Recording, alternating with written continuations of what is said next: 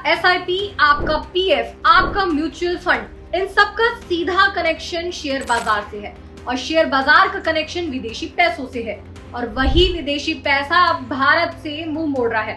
जी हाँ, bank of America के नए सर्वे में भारत को घोषित किया गया है एशिया का सबसे कम पसंदीदा शेयर बाजार। इतना ही नहीं, इस नापसंदगी में हमने इंडोनेशिया को भी पीछे छोड़ दिया है। मतलब दुनिया का पैसा भारत की जगह दूसरे देशों में जा रहा है।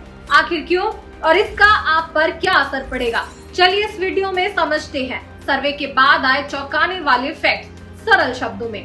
नमस्कार, आप देख रहे हैं द लेंस और मैं हूं आपके साथ पूनम ऋतु सिंह।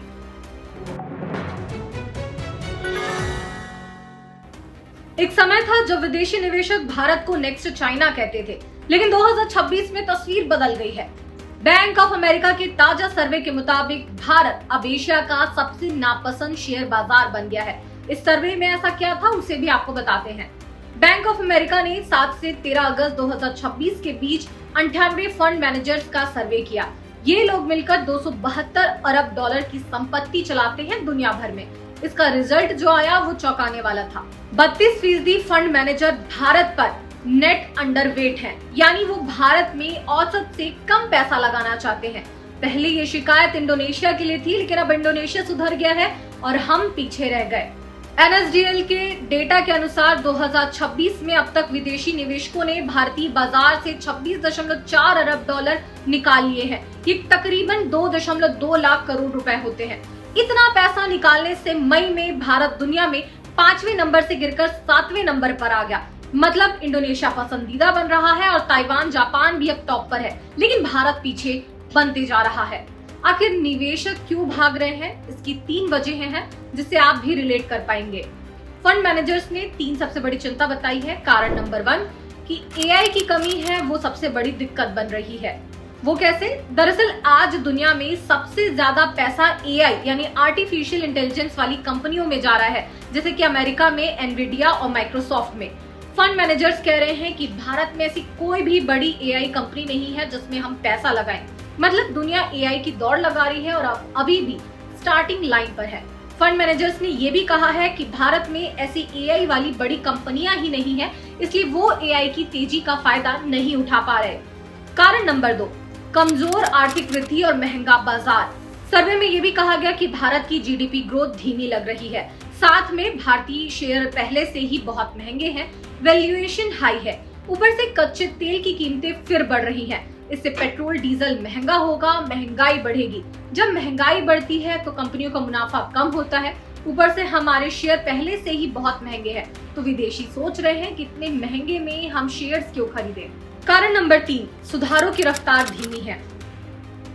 जी हाँ, निवेशकों को ये लगता है कि सरकार के लेवल पर बड़े रिफॉर्म नहीं हो रहे, इसलिए लंबी तेजी का भरोसा कम हुआ है।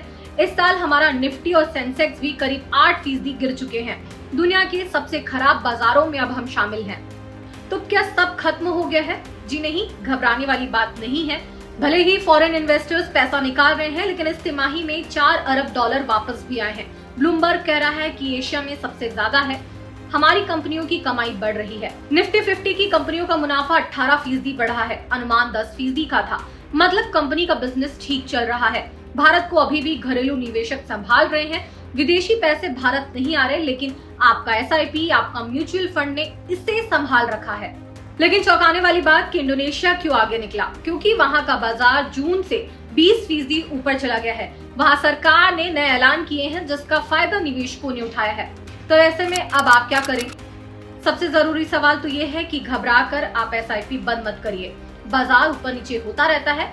10 साल लगातार बढ़ने के बाद शेयर बाजार को भी थोड़ा आराम जरूरी होता है। निवेश करते समय AI, टेक्नोलॉजी, मैन्युफैक्चरिंग वाली कंपनियों पर अपनी नजर बनाए रखें, क्योंकि यही आगे की कहानी है। शॉर्ट टर्म में उतार चढ़ाव आएगा, लेकिन भारत की लॉन्ग टर्म कहानी अभी खत्म नहीं हुई है। पहले दुनिया कहती थी कि पैसा लगाना है तो भारत आओ, लेकिन अब दुनिया कह रही है कि भारत में AI नहीं है, महंगा है, इसलिए रुक जाओ। ये एक झटका है और सबक भी। लेकिन हाँ, सरकार और कंपनियों को अब AI, मैन्युफैक्चरिंग पर, रिफॉर्म पर तेजी से काम करना होगा, तभी विदेशी पैसा वापस आएगा। आपको क्या लगता है, क्या भारत फिर से विदेशी निवेशकों का भरोसा जीत पाएगा? और जीतेगा तो कितने वक्त और लग सकते हैं? आपका क्या अनुमान है? हमें कमेंट्स के जरिए बताएं। आपसे जुड़ी ऐसी ही और खबरों के लिए द लेंस को फॉलो करें, सब्सक्राइब करें। अपना ख्याल रखिएगा। मिलते हैं नई रिपोर्ट में नए विषय के साथ। धन्यवाद।